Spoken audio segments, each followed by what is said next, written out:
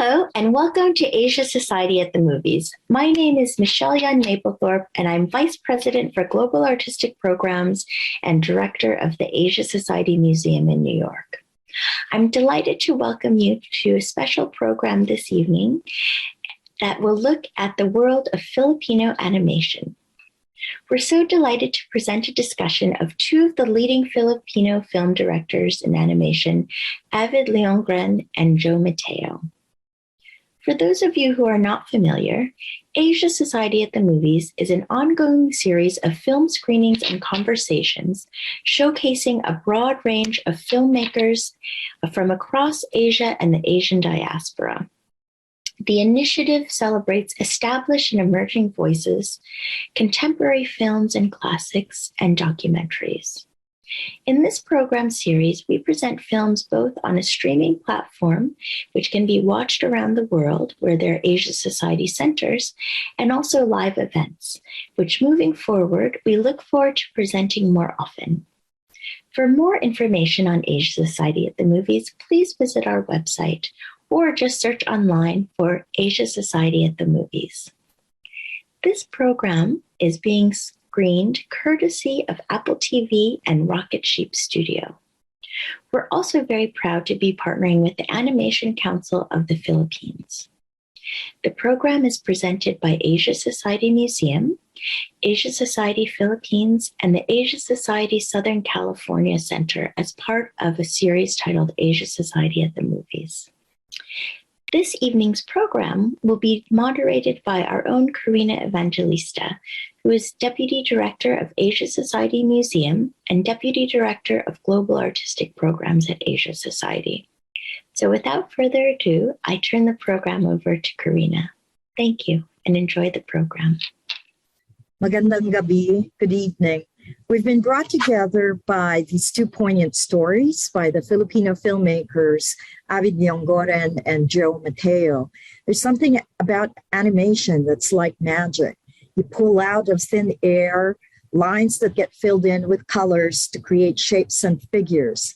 And in sequence, they move to tell a story, all created on the proverbial blank page. With an animation short, you get a full narrative arc in a whole universe distilled in a matter of minutes.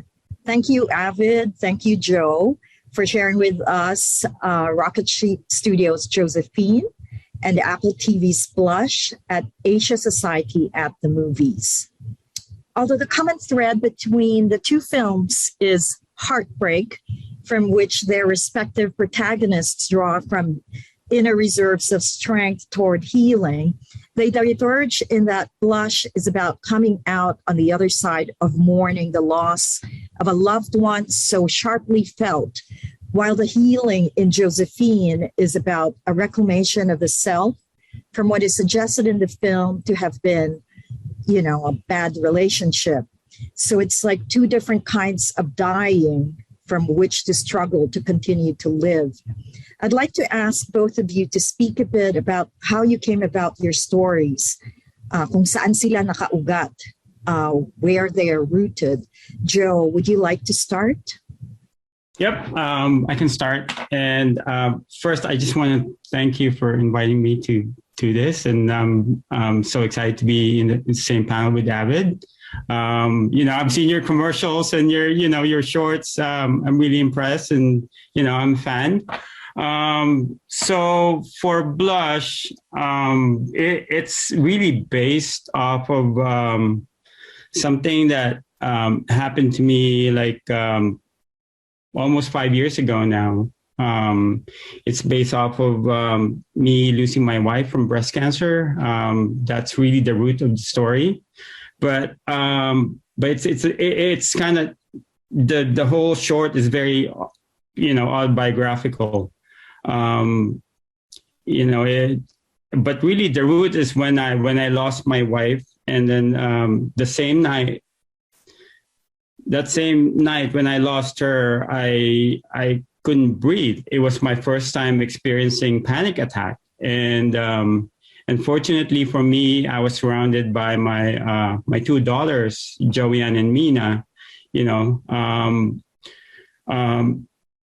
they were around me when it happened. So, but after that, I struggled to go back to work for several months, and I found myself looking back to that moment, and I realized Marianne was my heir. It was crazy. I didn't know what panic attack was, and it took a friend of ours who's a doctor to let me know what that was. So it's just that realization, and then I think I was thinking back at that, and like how my daughter saved me, my Joey and Mina saved me, and it really inspired me to share with people that this message of losing a loved one can be overcome by surrounding yourself with people you love. I've been in animation for many years, and I've never really I was happy with being in the background, like supporting other directors to kind of like, tell their story basically. But this story kind of just happened to me. I feel like I really needed to share, and so I started thinking about it, and it was very therapeutic. When I started doing that, it kind of just naturally made me think about what I do, which is like, I'm a storyboard artist. So it made me kind of get into what I do, and realizing that it's really my outlet. It's like telling story. And so, it's a long answer, but yeah, that's the root. So great, thanks. And Avid, would you like to speak about how you came about writing and producing Josephine? Hello, and hi Joe. Love your work. Big fan of G.I. Joe Renegades. And all oh my God, yeah, I'm a big G.I. Joe geek. So I actually have Snake Eyes right next to me right now. Anyway, about Josephine, I do not have an amazing backstory to it, or I wouldn't say amazing. I'm sorry. I mean, I don't have a deep backstory to it, because the project was started off as a commissioned work, because I was tasked to make a music video for this song, Josephine, which is a Yang Constantina song about heartbreak. She's a Filipino pop rock star, and the song was about heartbreak, and I just wrote a treatment based on the lyrics. So this isn't my story, it's someone else's story. And it was, the lyrics were basically your usual, my heart is broken and I don't know what to do with my life anymore kind of, sad song. So I just wrote a fantastic, me and my girlfriend, who is the scriptwriter of the film, we just created this treatment, like the surreal treatment for your love song. But we liked the treatment so much that let's just turn this into a short film instead of using it for a music video. So that was the genesis of the whole project. You can see I'm in the Philippines with a tricycle in my background. Did you hear that? Oh, I missed that. Yeah, me too. Or the roosters crowing like at 4:00 in the morning.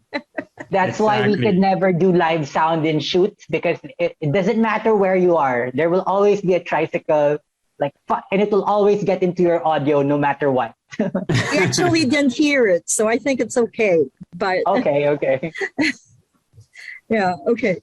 So I love how Josephine has no dialogue, but speaks volumes about the weight of, the weight that she had been carrying around, through desert and forest, and that weight was her heart. And she's, it's about the self climbing out of the depths of despair from, what seemed like a very poisonous love. So, and then the soundtrack is so astonishingly rich. It's like another character, it's not a person or something you see in the animation, but the music is itself a character. In the meantime, Blush has also been grabbing a number of nominations for its music. Could you speak about your process in identifying the composers that you chose to work with and how you provided direction as they wrote the music? Joe, I suppose, Joe, you could start. Yeah. Oh, okay. Yeah. For me, yeah, music plays a big part, and you're right, Carina. And it's almost like another character, especially in a film that has no dialogue. You know, music becomes like a character, and it really supports the film and the emotion and everything that you want to convey.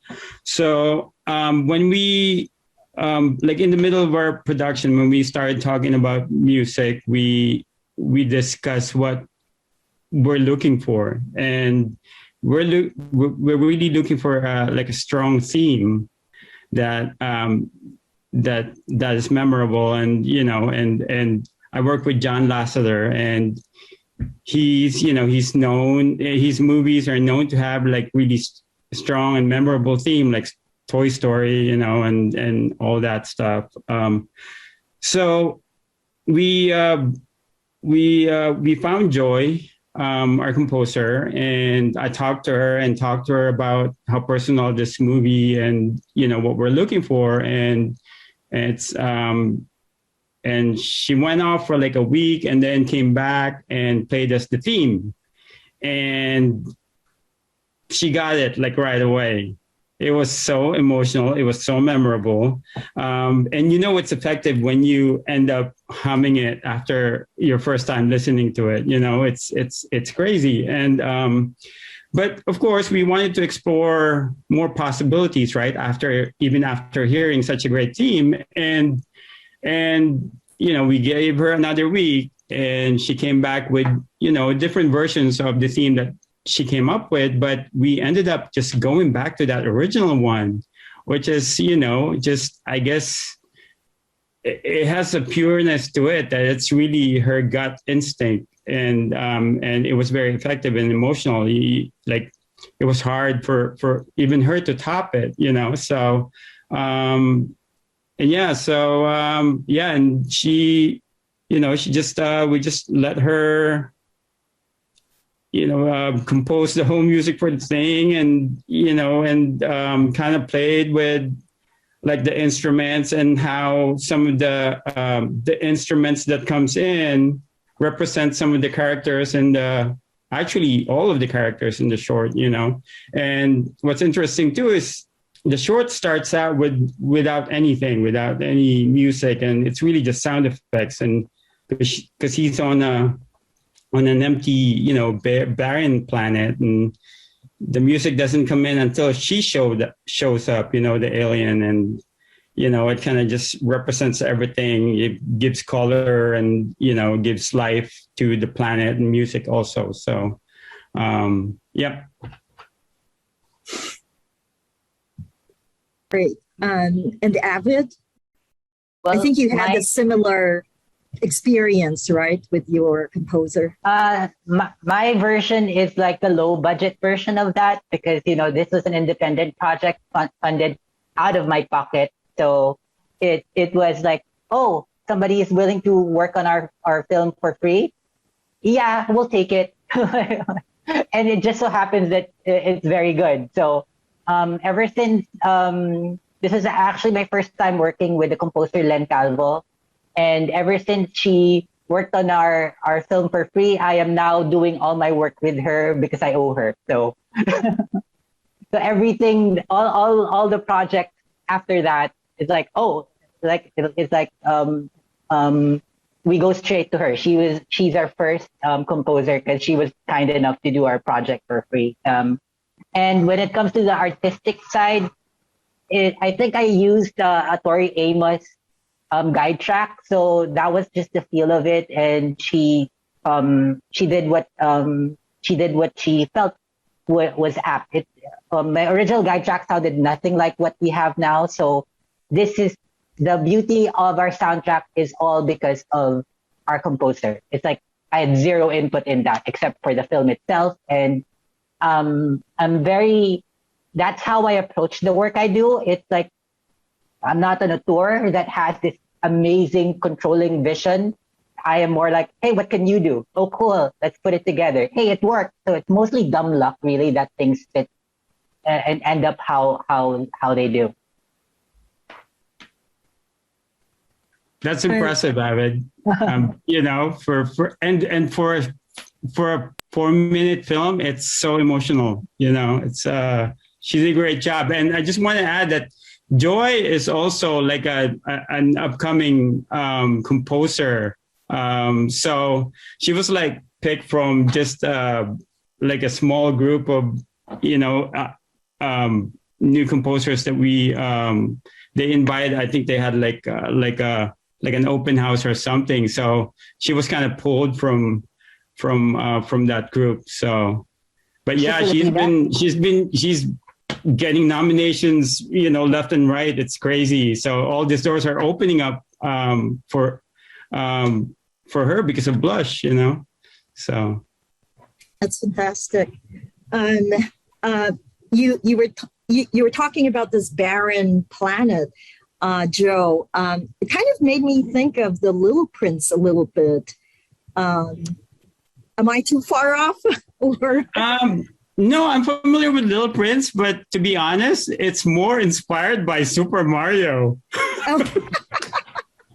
You know, there's this Mario Galaxy game. I know, but no, I'm familiar with Little Prince, and I love Little Prince, and you know, it just fits with the story that I'm trying to tell you.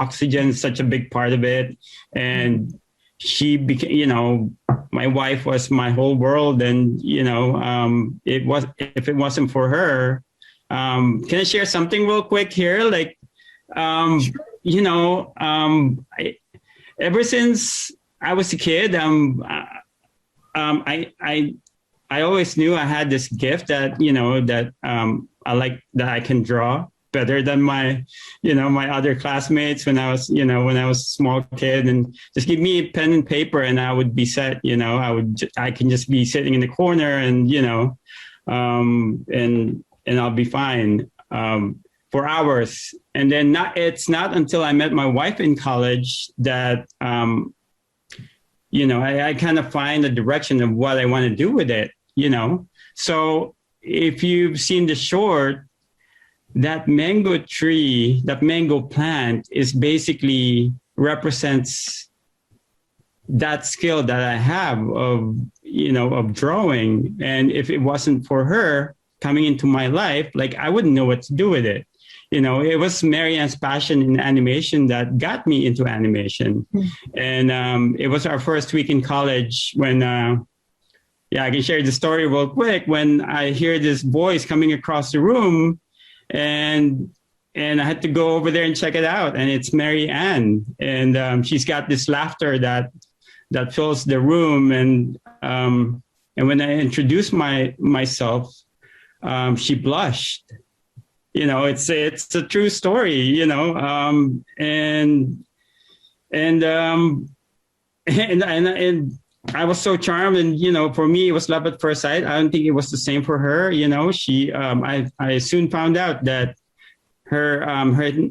she's known to do that. Her nickname back in high school was Ketchup, you know, so, but yeah, I just,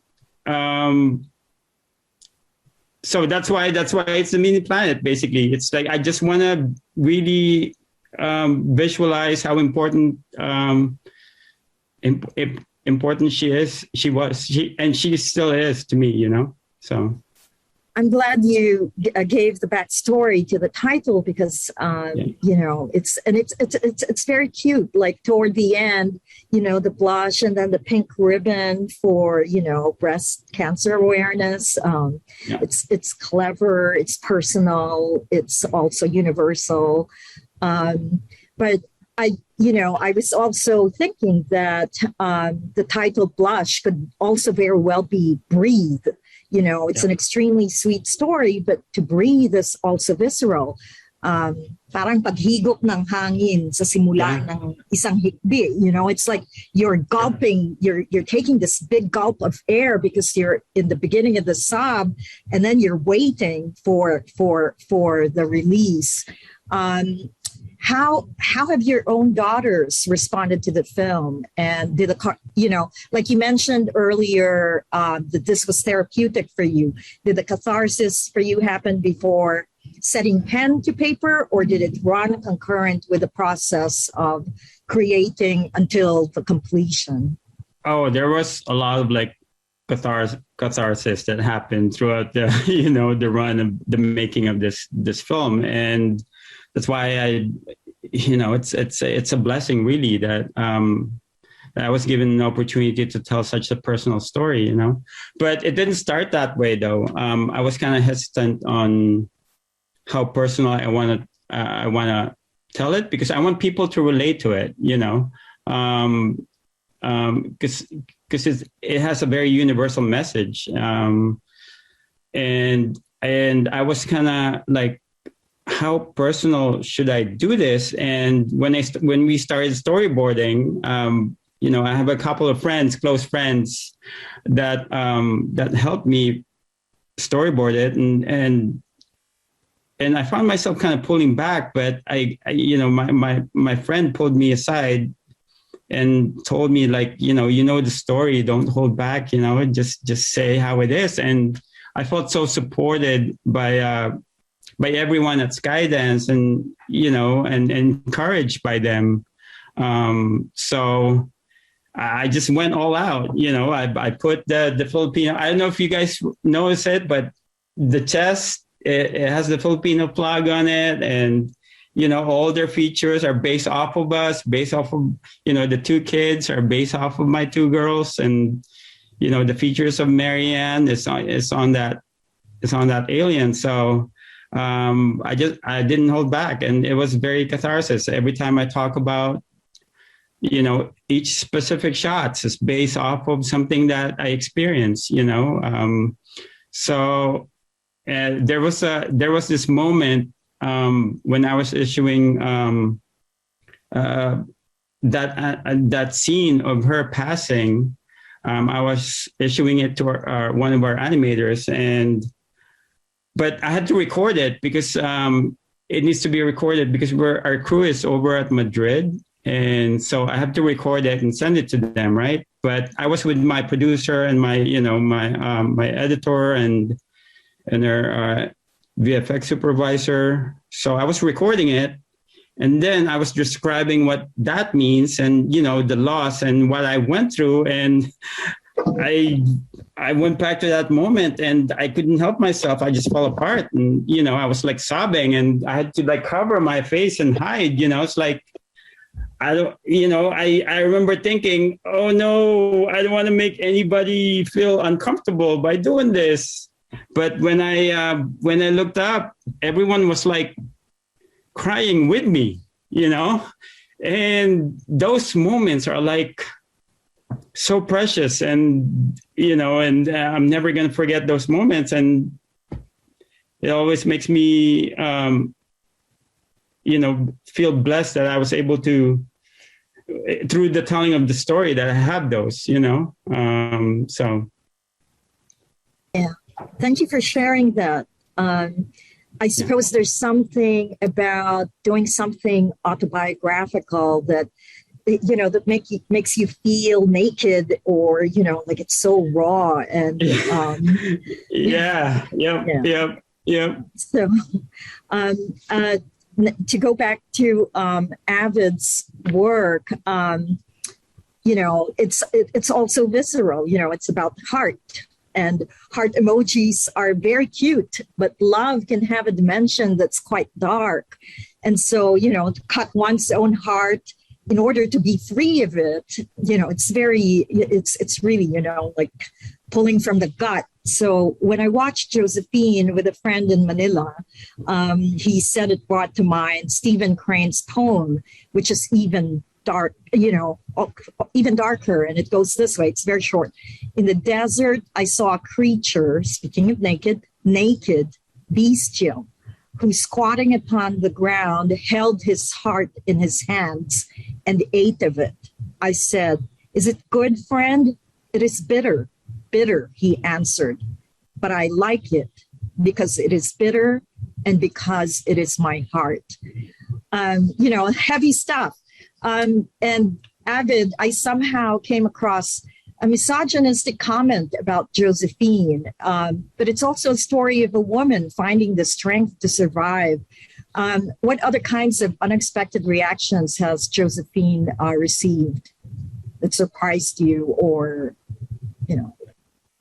Well, it's not so much the comment itself, but the most surprising thing for me about Josephine was two things. I completed the Josephine on the year that we completed our first feature film, and I was submitting it to festivals. And if you've ever made a film, and you've ever submitted to festivals, you would know how brutal it is to keep getting rejection letters. So in our first year, I kept getting, it was one whole year of rejection letters, and you never get used to it. Every time you open the email, it's always like this sinking, "We like to thank you." Once you read those words, your heart just keeps on thinking. So it was very brutal. And Josephine was her first work to ever get through a festival. It was in the Lund Fantastic Film Festival in Sweden. They said they liked our feature film, but they couldn't program it anymore, but they will program Josephine. So that was our first. So that was cool and bittersweet to have that. So at least, okay, so maybe we're doing something right, that they'd program this. And the second surprising thing was when they released Loving Vincent in our country, here in the Philippines, the distributor wanted Josephine in front of it. So Loving Vincent is this wonderful hand-painted film about Vincent van Gogh, and they saw Josephine somewhere, and they said, would I be cool with having like a theatrical run for it? So our short film was in front of Loving Vincent, and it was a trip to go to theaters and see it there. So normally short films don't get wide releases in theaters unless you're a Pixar film. So that was really cool. Comments, I don't really read comments as much as possible because that's a terrible place to be in. So I'm not so sure. Because I mean, the few times that I ever read comments about my work, it's always like, no matter how many nice things you read that terrible thing about it, and it sticks to you. So I try to avoid that. Okay. So Avid, thank you for sharing your experience with, just trying to break through, even just to be screened. But now some of your work has received quite a few awards. And right now, Joe, congratulations also on Blush, because you're kind of going around in the awards circuit with nominations from Hollywood Critics Association, NAACP. I was surprised that they have this category for animation, the annual Annie Awards. What has it been? How has it been? What's it been like for Blush to receive the nod of approval from critics? Oh, it's just a great honor just to be, nominated, really, and to be thought of. The awards wasn't part of when I decided to tell the story. It wasn't part of the thinking, and it's just kind of like. Of course, it's awesome, and it's like it's basically like icing on the cake, because I just Blush had given me so much already, like just the process of making it, being able to have this connection with our crew, and and just the interviews that I've done and how people react to it and how they connect to it. And it's right there. Those are the awards, when you find those interviewers sharing their very own personal story because Blush gave them permission to do so. That's it's an amazing feeling. It's very rewarding. So.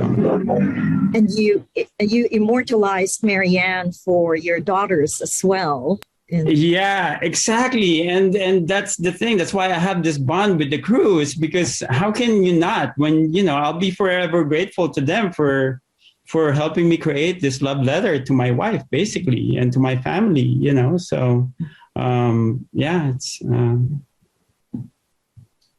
so Filipinos are natural storytellers, at the barbershop or, in the wet market. Barbero, Kwentong Barbero. And we're known internationally as talent for animation.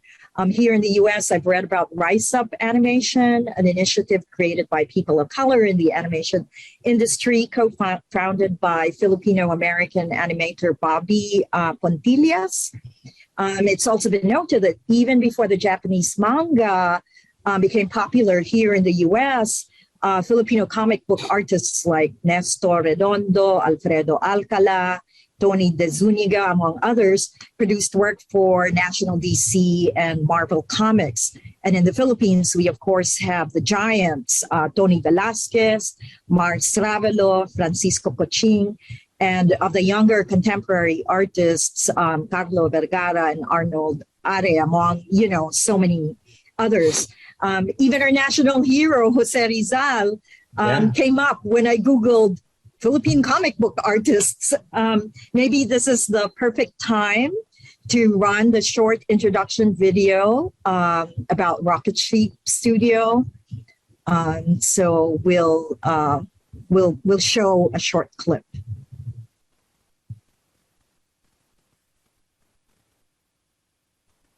Hello, we are Rocket Sheep, a tiny indie animation studio from the Philippines. We are made up of 5 artists and 2 dogs. We regularly do commission work for advertising and music videos so that we don't go hungry as we pursue our passion of producing our own films. We have made a number of shorts through the years and have made 2 feature films so far. The first one, Saving Sally, was a mix of live action and animation. It's about a boy who secretly loves a girl, but the girl has a penis monster for a boyfriend. It was mostly self-produced, but also made possible by the CNC French Film Fund. It took us 12 soul-crushing years to make, mostly because of our own inexperience and lack of bulk cash at hand. Thankfully, it had a theatrical run in the Philippines and won many awards in genre film festivals back in 2017. Although we fumbled the worldwide distribution because we had no idea how to do that. Our second film is a soap opera satire about the illicit affair between a proletariat pussycat and a bourgeois business dog, entitled Hayop Ka, or You Animal in English. This time, we vowed not to make the same noob mistakes, so we partnered with a much more experienced producer who had rock-hard abs and would handle distribution and marketing. We also managed to complete the film in under 4 years, so yay to progress.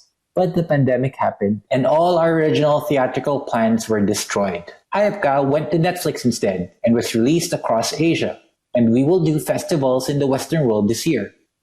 We are currently working on a couple of other films. Light Lost, a film for kids, is in the development stage.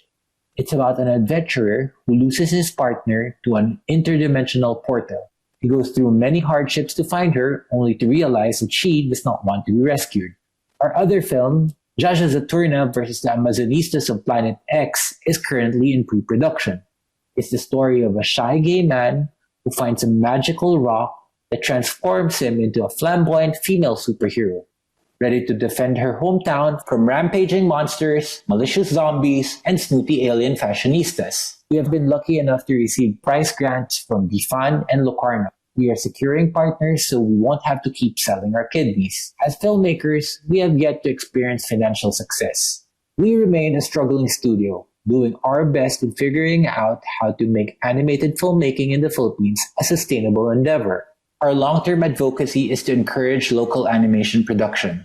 In the global animation industry, the Philippines is a go-to nation for outsourcing animation services. We are home to thousands of talented animators, but sadly, we are not known for ideating and producing our own work. There have been less than 10 animated feature films in the entire 100-year history of Philippine cinema, and we want to continue adding to that, while also hoping that little by little, someday, Filipino animators can be known not just as service providers, but as creators as well. For now, we consider ourselves very lucky to have food money and the ability to continue working on our films. We love what we do, and we hope you watch our stuff. Thank you! So before I ask you both about the projects you are currently working on, would either of you like to address the observation in the clip that we just showed about the notable gap between the number of incredibly talented Filipino artists and Philippine-produced animation projects that folks like you, Avid and Joe, are working toward narrowing? I'll go first. Yeah. So basically, it boils down to a lot of the many things that plague our country, that it's all about the economy. So we don't, like we don't have the funds to create our own stuff yet. So that's why we're experimenting as a studio. Nobody wants to fund us because animation, any producer will only put money into something that's sure to make money. So we're still figuring that out because we haven't made money at all. So, and that's why Joe is working in Hollywood. So, because there is no sustainable animation creation scene here in the country yet. So because animation costs so much, and the returns are not yet sure. So the years ago, there's this great film called RPG Metanoia, really great film, but it didn't make so much money. It was funded by ABS-CBN, the biggest media conglomerate, but it didn't make so much money. So that made them scared. So nobody wants to try it again. So we have to try it ourselves. And like I said in the video, we do have a huge industry, but it's for outsource. So it's a lot like call centers. It's a lot like call centers, but for art. And it's a lot like the rest of the things about our country, whether it be our natural resources or our human resources, it's always other countries that benefit from it. Okay, so go ahead, Joe. Oh, go ahead. Sorry, Carina. And no, I was thinking maybe this is also a good time to actually show the teaser of Avid's stubbornness with still producing independent work despite all the challenges that he cited. So maybe we can show the teaser for Jaja Jatur, the musical version of which I actually saw many years back, and it's fantastic.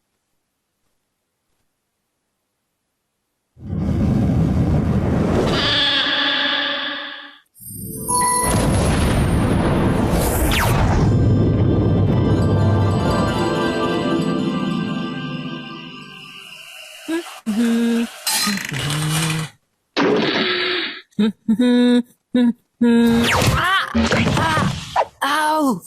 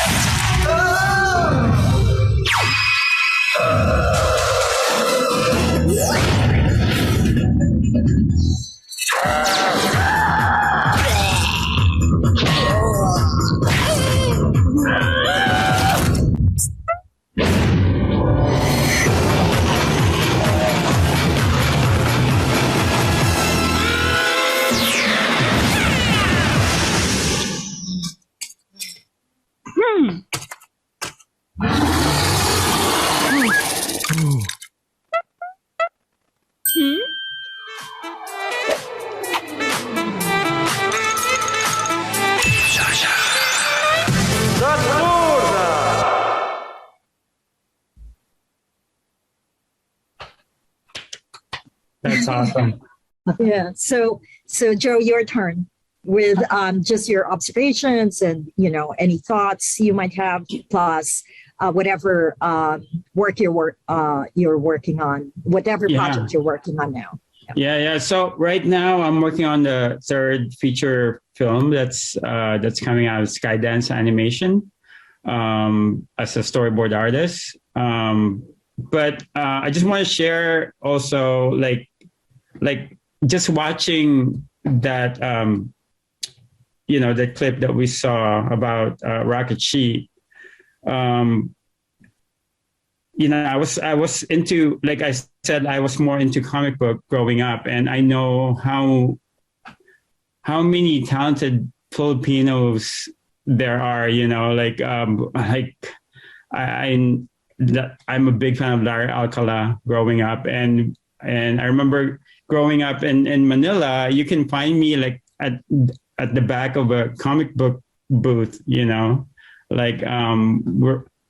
We have a market in the Philippines, and we're friends with like the owner of that, and she would just let me borrow comic books, and I'll read it behind it. I'll sit on the banqueta, and I'll just read it there, whole afternoon after school. And that's how I got into comic books. Even before I got into Marvel and DC, I was into funny comics, Hiwaga, So, and again, animation just became a direction because of my wife, Marianne. And then when we moved here after college, she got hired at Disney Animation. That was her dream. Oh, not Disney Animation, but Disney Consumer Products. And for me, Disney was like, it's too high of a, dream to like even think about, it's so unrealistic. But, and then she told me about an opening that they had for Pocahontas for Cleanup In-Betweener. And that's how I got into animation. And I kind of just stumbled upon it, and, I feel very blessed and lucky. Like, I didn't know exactly what I was doing when I got hired. I remember someone asked me, like, what do you want to do here? After you, like, to progress from a Cleanup In-Betweener. And I was like, oh, I'll do whatever. I'll do everything, that's how small my knowledge of animation was. I was willing to like try anything. And I was surprised to see so many Filipinos at Disney in the industry, and that was very like inspiring for me, but all my years there, there's so many Filipinos in the background supporting filmmakers, but never like someone like me but I think it's changing right now. There's this wave that's kind of open to pushing for, we're pushing for diversity, and newer filmmakers that are being given opportunity to do it are like taking advantage of it, like me, So, and fortunately, I was able to find Skydance, whose constant, push for diversity and inclusion helped me include my, my heritage in the film. So, and I'm so impressed by Avid and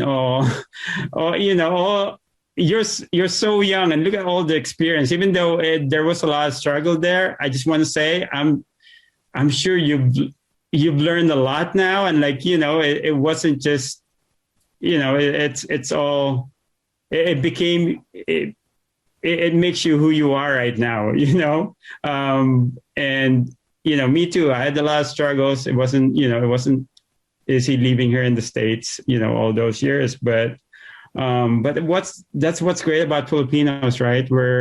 we're willing to work hard and starve and, to reach our dreams. And I think and we're blessed that we're working on something that we're passionate about. So even though it's hard, even though there's a lot of struggles, it's worth doing because, you enjoy doing it, right? So I don't enjoy doing it. I'm just dumb enough to keep going at it. So there is nothing there's nothing fun about constantly worrying about where you're gonna get the payment, where you're gonna get the funds to pay the staff. So God, that's not enjoyable at all. You're lucky to have been in the studio system. I mean, the way you describe it, it's super cool. I mean, I know, of course, working is hard, but like you've been in the studio system for ever since the 90s. So you have a different set of challenges. My set of challenges is very primal. Like, where are we gonna? What happens next month when our funds run out? So that's what we constantly live with. Yeah, I totally get it, and that's why I'm so impressed by you, Avid. And you keep doing it. You said you don't enjoy it, but you keep doing it. Yeah, and it's the drive. It's because I don't want to work in McDonald's, so I don't have any other. I mean, I don't have any other thing to do. So this is it. So we'll keep doing this until the wheels fall off. So. Well, but yeah, it's gonna pay off soon. Just the quality of your work. Yeah, it keeps going up, and look at you now. Look at what you've done, and it'll. But yeah, no, it's funny because my wife, when she would joke around and she would say, like, to our friends, like, good thing Joe can draw, because that's the only thing I know how to do. So, but yeah, I get it, Avid. I know. Yeah, I understand the struggles, but it'll pay off soon. I think you're so good, man. And maybe this is the perfect time to kind of go back, I opened it by saying that there's something about animation that's like magic, but we can also say that animation is the marriage of time and imagination. And Avid even referred to the time part as soul-crushing years.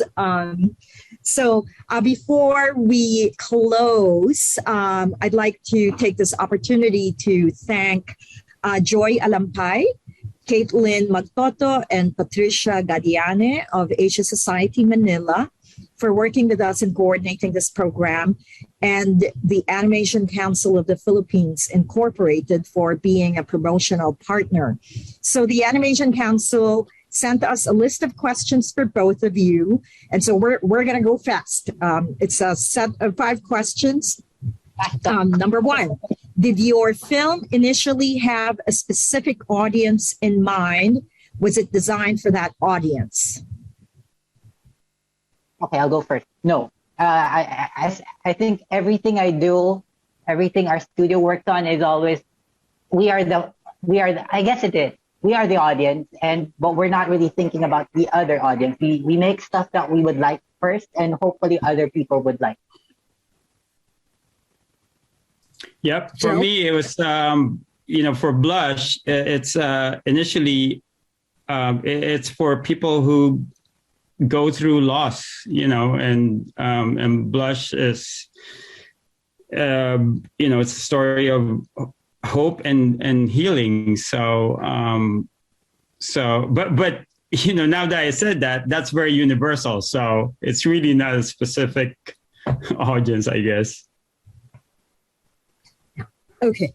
Number 2, was intellectual property a factor during the film's development for either of you? Since we wrote and designed it, no, it was our, it's not an IP that we're adapting. Our Jaja Saturna, the film we're working on, is based on a graphic novel, so that's an adaptation. This was wholly original from our studio. Yeah, for me, I just have I just have to ask for my daughter's permission to, use their features. But yeah, that's it.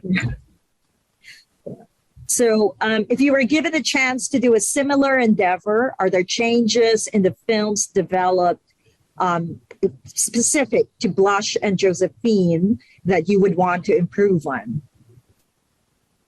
Well, this film was done 6 years ago, so we've gotten better since then. So yeah, so I think anything you work on after you complete it, you're always seeing the cracks, and but you move on, you work on the next project, and yeah, that's a great way to torture yourself to think about what you could have done better. Yeah, and that's part of being an artist, right, Avid? You can never, be happy with your own work. But yeah, as with Hamilton, you'll never be satisfied. Yeah, exactly. So with Blush, I'm pretty happy with it, and it's actually better than how I imagined it would look like, and it would be. And even if it has imperfections or flaws, like it's part of it, and it's part of its character. And basically, Blush is, I don't think I'm going to change anything. If I can go back, yeah, it's just everything about it, and just the experience, all the struggles, it becomes part of what Blush is about, Okay, two more. What advice can you give to young filmmakers and animators who want to pursue original content development and similar independent projects? Avid, it's about encouraging.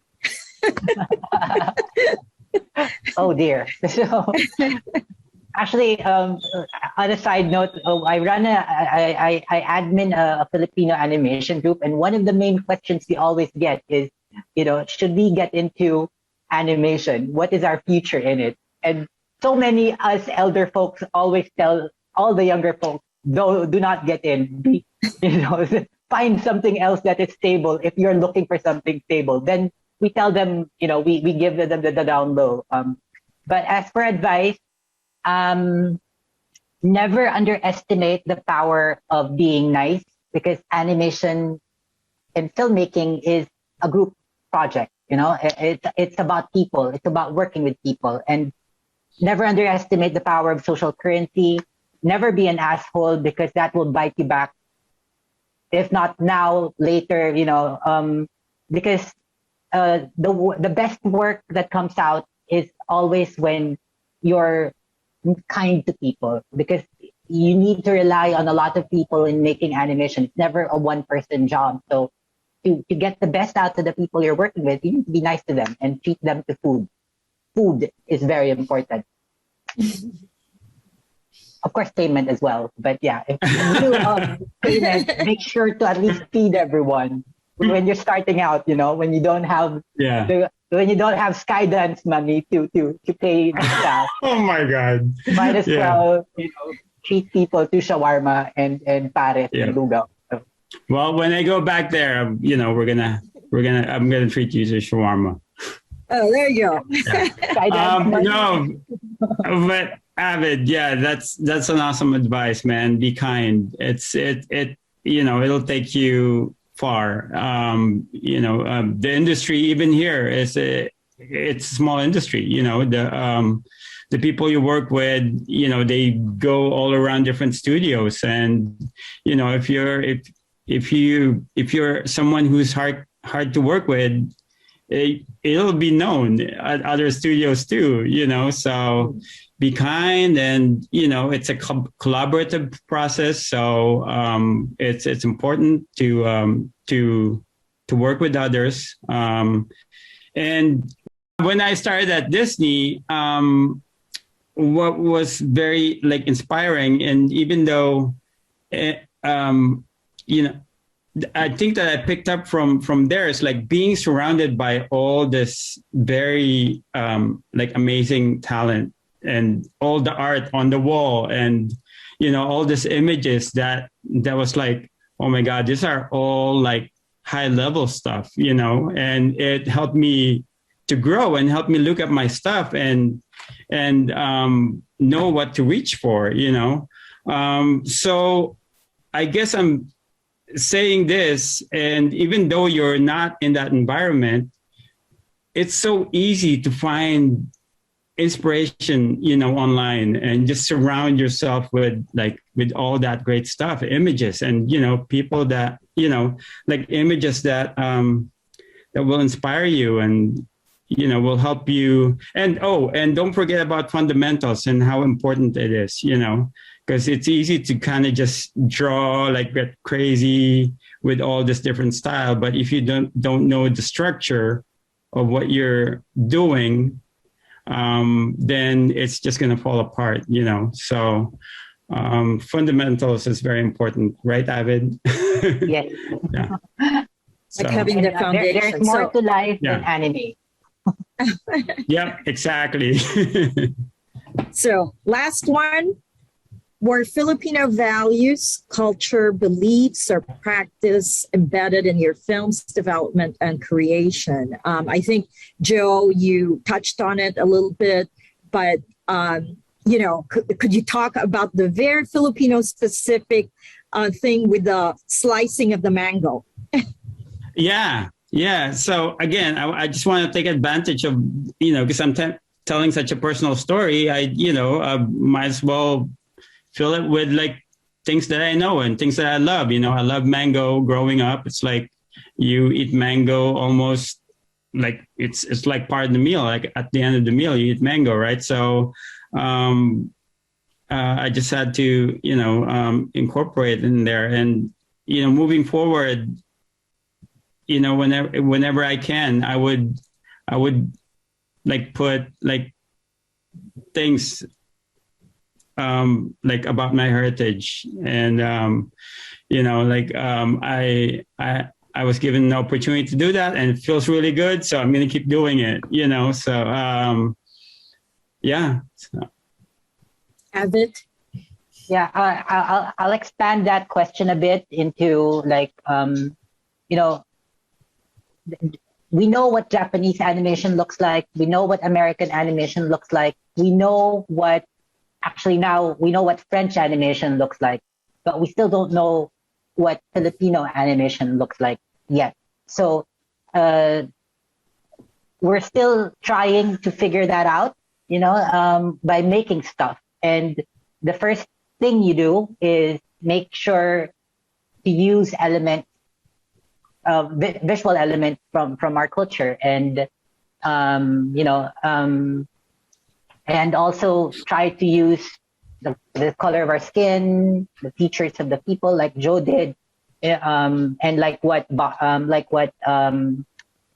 Bobby Rubio, what's the name of the picture? Bobby Rubio, yeah. Bobby Rubio did for his short, like it's nice to see somebody with a flat nose on screen, and kayumanggi color. So yeah, I think values will come later when we have a better foothold of this. Because Filipino animation is so young right now. So we're still at the skin deep level. We're still repping visual. Then after that, we get to rep, the deeper things about our culture later on. Great. Okay, well, thank you very much. Maraming salamat. To use Avid's the metaphors that he spoke about, the food, and also about being kind. Animation is like having communal cooks, and for a communal meal. And Joe and Avid, maraming salamat. Thank you so much for sharing your thoughts and sharing your films with us tonight. And we wish you all the best for all the future projects that you've got. And I'm so happy to have shared this evening with my fellow flat nose and Ayumangi folks. So. Brown Panthers. I'm so happy to be here, to be hanging out with you guys. Yeah, you're playing with your snake eyes.